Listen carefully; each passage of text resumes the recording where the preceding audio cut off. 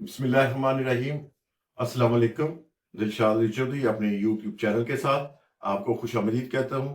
आज जनाब मेरे दोस्त एक अब्दुल माजिद साहब मेरे साथ हैं। ये इनके ज़हन में पिछले दिनों से कुछ सवाल जो है बहुत चुभ रहा था, तो आज मैंने इनको दावत दी है, ठीक है अपना सवाल करें तो हम इसके ऊपर जो है वो जवाब आपको देते हैं। तो जनाब अब्दुल माजिद साहब बताइए जी, आपका क्या आज सवाल है? जी, सबसे पहले अस्सलाम वालेकुम। दिलशाद साहब, हम देखते हैं कि मुसलमान जो है वो मेरा जो नबी के दिन 15 शाबान के दिन रमज़ान में बड़ी कसीर तादाद में जो है ना नफली इबादत करते हैं। मगर हमें इन लोगों के मामलात में, किरदार में कोई भी मस्बत जो चीज़ है वो नज़र नहीं आती। तो जो अल्लाह और उसके रसूल की सुन्नत के ऐन मुताबिक हो, झूठ, मिलावट, ज़ख़ीरा अंदोज़ी बला की है, आखिर इतना खुला तज़ाद क्यों है?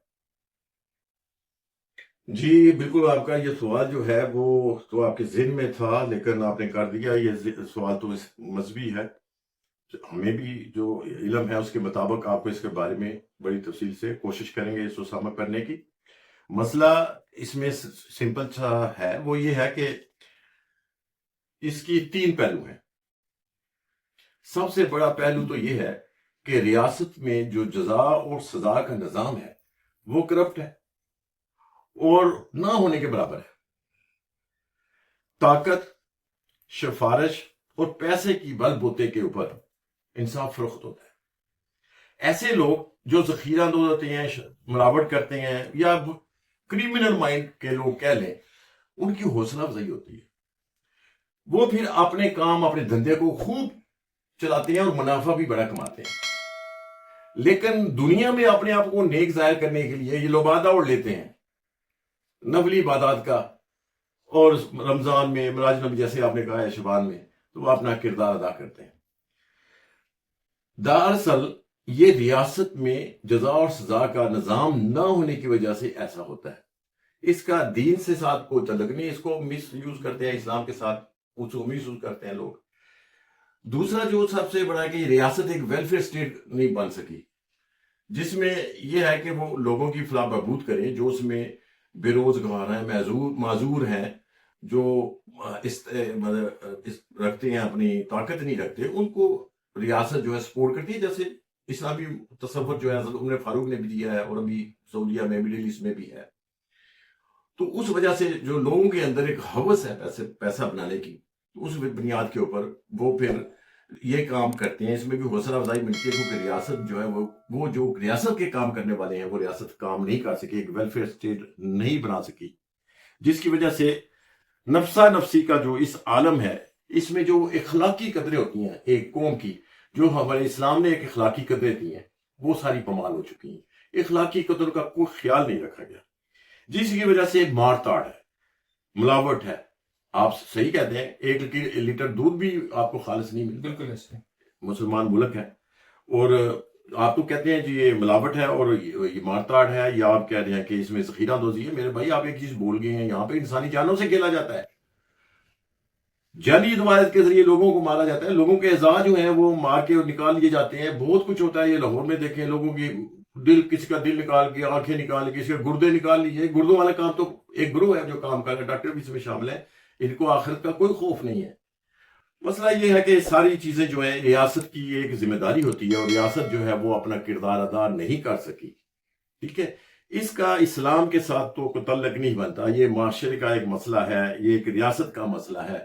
लेकिन जिस हवाले से आपने कहा कि मिराज नबी पर लोग नफल पढ़ते हैं, शबान में पढ़ते हैं, 15 शबान को आते हैं, जी हिसाब किताब होना है, और उसके बाद रमजान में बहुत आते हैं, वो असल में इनको एक तसव्वुर मिला है मजहबी रहनुमाओं से, जिसमें उन्होंने कहा कि जनाब आपने रोजे रख लिए, रमजान में तरावी पढ़ ली, ये कर लिया, नफल पढ़ लिए, सारी साल के आपके गुनाह माफ हो गए। ये एक तस्वर दिया है। यानी कि मजहबी रहनुमा जो है, उन्होंने जो है हमारे एक तीसरा पहलू जो है, आप ये कह सकते हैं, मजहबी रहनुमा जो है उन्होंने इखलाक नहीं बनाया लोगों का, ना उनका किरदार बनाने में कोई किरदार अदा किया, ना उनको मामलात के बारे में उनको कभी कहा है कि भाई आपके मामलात ठीक होने चाहिए, आपका किरदार ठीक होना चाहिए, आपका इखलाक होना चाहिए।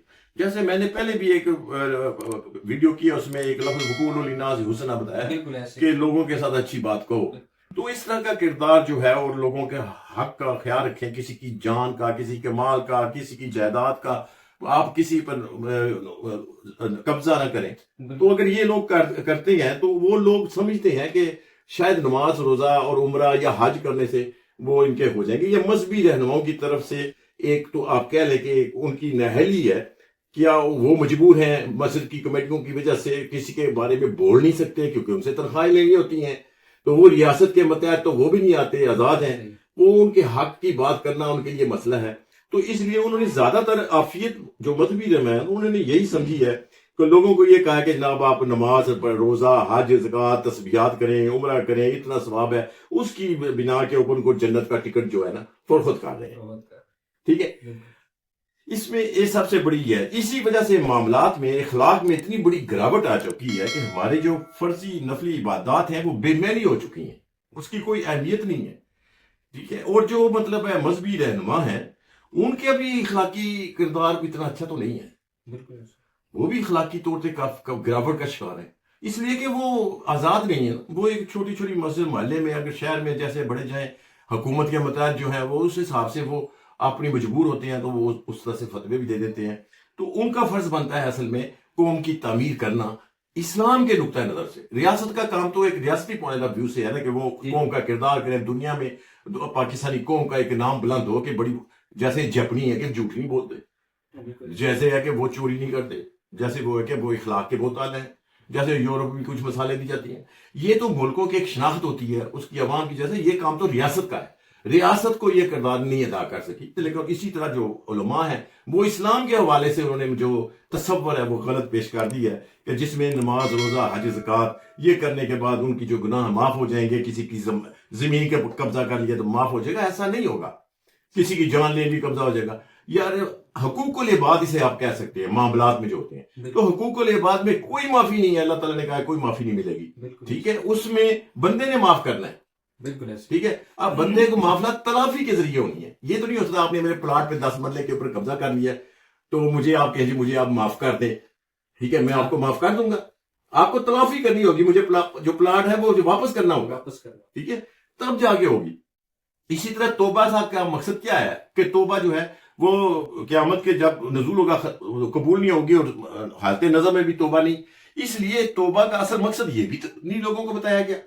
توبہ کا مقصد ہے کہ اس کو موقع ملے کہ وہ وہاں سے واپس آ کے صحیح راستے پہ آ جائے، وہاں پہ اپنے آپ کو درست کر کے اپنے عمل صالح کر کے اللہ تک پہنچا دے، تو پھر اس کی بخشش ہے، پھر وہ ازالہ کر دے. مثال کے طور پہ میں اگر یہاں کچہری جا رہا ہوں تو میں راستہ غلط پہ چڑھ گیا ہوں، کسی نے مجھے بتایا کہ یہ راستہ غلط ہے، میں وہاں سے واپس آؤں گا، بالکل ایسے پھر وہ سیدھے راستے جاؤں گا، تب میں منزل پہ پہنچوں گا. بالکل ایسے ایسا تو نہیں ہے میں وہیں پہ کھڑا ہو کے کہوں گا ٹھیک ہے میری توبہ ہوگی تو بس ٹھیک ہے. ایسا نہیں ہوگا. توبہ کے لیے آپ کو اصلاح کا موقع اللہ دیتا ہے. اس لیے جو ہے توبہ کا ٹائم ختم ہو جائے گا، موت کے قریب آ جاتا ہے، ختم ہو جاتا ہے، کیونکہ اب تمہارے پاس ٹائم نہیں ہے تم اصلاح کر سکو. تو اللہ کہتا ہے اب جب تم نے کر لیا بھائی اسی کے حساب ہوگا. صحیح. لہذا اس میں مذہبی رہنماؤں کا بہت بڑی آپ کہہ لیں کہ ناکامی ہے، اور ناکامی کہہ لیں کہ یا ان کی گراوٹ کہہ لیں، اخلاقی گراوٹ ہے، معاشرت کی وجہ سے ہے، پیسے کی وجہ سے ہے، مسجد کمیٹیوں کی وجہ سے مجبور ہیں، اس وجہ سے ہے. اس وجہ سے یہ لوگ ایسے جو ہے کرتے ہیں. لیکن اگر اسی صحیح بات کریں تو اگر روز قیامت کے دن اگر کسی کا حساب کتاب ہونا ہے تو وہاں پہ انصاف کیسے ہونا ہے؟ آپ نے میرے پلاٹ پہ قبضہ کیا تو آپ کو وہاں پہ پلاٹ تو نہیں ہوگا مجھے واپس کرنے کے لیے اللہ کی موجودگی میں. تو نہ تو مطلب آپ نے کسی کی جان لی ہے وہ واپس، آپ کے پاس اس وقت کیا ہے؟ نیکیاں ہیں. آپ نے تہجد پڑھی، آپ نے سنتے پڑھی، آپ نے نفل پڑھے، آپ نے روزے رکھے، آپ نے عبادت کی، ساری رات جاگتے رہے. اب مجھے آپ کیسے خوش کروں گا؟ میں تو اللہ تعالیٰ کو کہوں گا مجھے اس نے مجھ سے بہت سے گناہ بھی ہوئے. تو آپ کی ساری نیکیاں جو ہیں بالکل ایسے وہ میں مانگ لوں گا کہ مجھے دے دیں، تو آپ بھی کچھ نہیں دے سکتا. اس کی نیکیاں مجھے دے دیں، میری برائیاں ان کو دے دیں. اب جو میری برائیاں وہ آپ کے گلے میں ڈال دی جائیں گی، آپ کے گلے کا توق بن جائے گا. ٹھیک ہے، آپ کی نیکیاں مجھے مل جائیں گی. اب جس کا پلڑا نیکیوں کا بھاری ہوگا وہ جنت میں جائے گا، جس کا نیکیوں کا پلڑا ہلکا ہو جائے گا وہ جہنم میں چلے گا. یعنی کہ وہ بندہ جس نے ساری رات سنتے پڑھی، نفلی عبادت کی، تہجد کی، رات کی، فلاں کیا، جو بھی عمرہ کیا، حج کیا، وہ ساری باتیں رائے گاں ہو جانی ہیں جب ایک شخص جو ہے اس کے سامنے اس اپنا حق مانگنے کے لیے اللہ کے سامنے کھڑا ہو جائے گا کہ اس نے میرے پلاٹ پہ قبضہ کیا، اس نے میرے بندے کی جان لی تھی، اس نے میرا ازالہ کروایا جائے. میں تب خوش ہوں گا. تو اللہ تعالیٰ تو پھر کہے گا ٹھیک ہے کیسے خوش ہوتے ہو, حضور کی نیکیاں مجھے دے دو, میری برائیاں اسے دے دو. اب اس پہ اگر فیصلہ ہو جائے گا بندہ کہاں جائے گا؟ ٹھیک ہے, یہ خوف یہ ڈر کسی نے, مولوی نے, کسی مفتی نے آج تک لوگوں کے اندر یہ نہیں ڈالا کہ بھی اپنی آخرت تباہ کر رہے ہو آپ کی یہ نمازیں, آپ کی رسائی رات جاگنا, آپ کی نفلی عبادت, آپ کے روزے رکھنا سب بیکار ہے. اگر روزے محشر کے دن آپ پکڑے جاؤ گے کہ آپ نے کسی انسان کا حق مارا ہے, کسی کا پلاٹ پہ قبضہ کیا ہے, کسی کو دھوکہ دیا ہے. حضور پاک صلی اللہ علیہ وسلم نے کہا تھا کہ جس نے ملاوٹ کی ہے وہ ہم میں سے ہے ہی نہیں. اب جب اس نے کہہ دیا کہ ہمیں آپ نے فرما دیا وہ ہم میں سے ہے ہی نہیں, تو وہ نہ وہ بندہ جنہ تہجد پڑھتا تھا, نفل پڑھتا تھا, روزے رکھتا تھا, ساری رات عبادت کرتا تھا. اب جب اللہ کے نبی نے کہہ دیا یہ ہم میں سے ہے ہی نہیں کیونکہ یہ تو ملاوٹ کرتا تھا, تو اس کی عبادتیں کہاں جائیں گی؟ اس لیے تصور جو ہے وہ ہمارا درست ہونا ہے قرآن کے پڑھنے سے. بالکل آپ قرآن کی باتوں کو, قرآن کی آیتوں کو نہیں جٹلا سکتے. یہ جتنی مولوی بات کرتے ہیں جو آپ لوگوں کے ثواب کو اور جنت کے ٹکٹ فروخت کرتے ہیں, یہ آپ کو قرآن کے حوالے سے کوئی سچی بات نہیں کرتے. قرآن کی میں اگر بات صحیح بتائی گئی ہے کہ ہم نے آپ کو اختیار دیا ہے, اس اختیار کے مطابق آپ جو ہے جو راستے ہیں, آپ اس راستے پہ جو منتخب کر لیا آپ نے, آپ اس کے مطابق آپ کا حساب ہو. ٹھیک ہے, جو نیک کام کریں گے لہم البشریٰ فی الحیات الدنیا والآخرہ, ان کو دنیا میں بھی آسانیاں ملیں گی, آخرت میں بھی. اور جو برے راستے پہ دوسرے راستے پہ اختیار کریں گے خزی فی الحیات الدنیا والآخرہ. ٹھیک ہے, تو یہ تو ہے ہی نہیں, ممکن نہیں, کہ مذاق تو نہیں ہے قرآن کہ مذاق. اللہ تعالیٰ نے کہا کہ ہم نے آپ کو ایک پورا اختیار دیا, آنکھیں دی, دو بازو دیے, ہم نے ناک دیا, ہم نے یہ چیزیں دی, ہم اس طرح سے آپ لوگوں کو یہ سارا راستہ دکھا دیا اچھائی کا اور برائی کا. اس کے بعد وہ بندہ جو ہے وہ 2 نفل پڑے گا تو اس کو جنت مل جائے گی. یہ تصور بالکل غلط ہے. نہ عمرہ کرنے سے آپ کو جنت ملے گی, نہ حج کرنے سے ملے گی, نہ روزہ رکھنے, نہ حج کرنے سے. جب تک آپ کا معاملات جو ہیں اللہ کے حکم کے مطابق نہیں ہوں گے, اور جب تک آپ کے معاملات میں آپ کا کردار جو ہے نبی کی سنت کے مطابق نہیں ہوگا. جو جب آپ نے فرما دیا جس نے ملاوٹ کی وہ ہم میں سے نہیں, تو ملاوٹ 1 لیٹر دودھ آپ کو خالص نہیں ملتا, تو آپ کیسے کہہ سکتے ہیں کہ ملاوٹ والا بندہ جنت میں جائے گا؟ نہیں جا سکتا. یہ تصور ہی غلط ہے. یہی وجہ ہے کہ معاشرے میں آپ کو امن نظر نہیں آتا. قتل و غارت ہے, نفسا نفسی ہے, مار تاڑ ہے. اس لیے آپ کو یہی ہے کہ آپ سب سے پہلے اللہ تعالیٰ کے احکام کے مطابق اپنے آپ کو بنائیں, جس میں جھوٹ بولنے پر منع کیا ہے, دھوکہ دینے پہ منع کیا ہے, کسی کے مال جان, کسی کے اوپر آپ کوئی حملہ اس کو منع کیا ہے. ٹھیک ہے, پھر آپ کو کہا گیا کہ آپ لوگوں کے ساتھ اچھا سلوک کریں. وَبِالْوَالِدَيْنِ إِحْسَانًا وَذِي الْقُرْبَىٰ وَالْيَتَامَىٰ وَالْمَسَاكِينِ وَابْنِ السَّبِيلِ وَقُولُوا لِلنَّاسِ حُسْنًا. آپ نے والدین پر بھی احسان کرو, اپنے عزیز و کار پہ بھی کرو, اور جو مسکین ہیں ان کے بھی, جو یتیم ہیں ان پہ بھی, اور جو آپ کے ساتھ سفر کر رہے ہیں ان کے بھی. اور جب لوگوں سے بات کو اچھی بات کو, یار اللہ تعالیٰ تو یہ درس دے رہا ہے. بالکل. تو اگر آپ ان میں سے آپ کا کردار جو ہے وہ نہیں ہے, تو اس لیے آپ کو تضاد نظر آ رہا ہے, کیونکہ آپ کو کسی نے یہ بتایا نہیں ہے کہ یہ جو تضاد ہے اس وجہ سے ہے کہ ایک دھوکے میں ہے کہ ہمیں نماز ہم نفلی عبادت کر لیں گے رمضان میں اور 15 شعبان میں تو ہمیں جنت مل جائے گی. یہ دھوکے میں, اور دھوکے میں مار کھا جائیں گے. ٹھیک ہے, اب میں اس وقت کافی ٹائم ہو گیا تو میں اسی پہ اکتفا کروں گا. تو انشاءاللہ پھر اگلی ویڈیو میں ملاقات ہوگی. تھینک یو ویری مچ جی. میں تمام ناظرین سے بھی شکریہ ادا کرتا ہوں, انہیں ہماری ویڈیو کو دیکھیے, ہمارے ویڈیو کو سبسکرائب کریں, بیل آئیکن کو پش کریں اور لائک کریں, شیئر کریں, تاکہ اگلی ویڈیو میں آپ کو ہمارا نوٹیفیکیشن مل سکے. السلام علیکم ورحمۃ اللہ وبرکاتہ.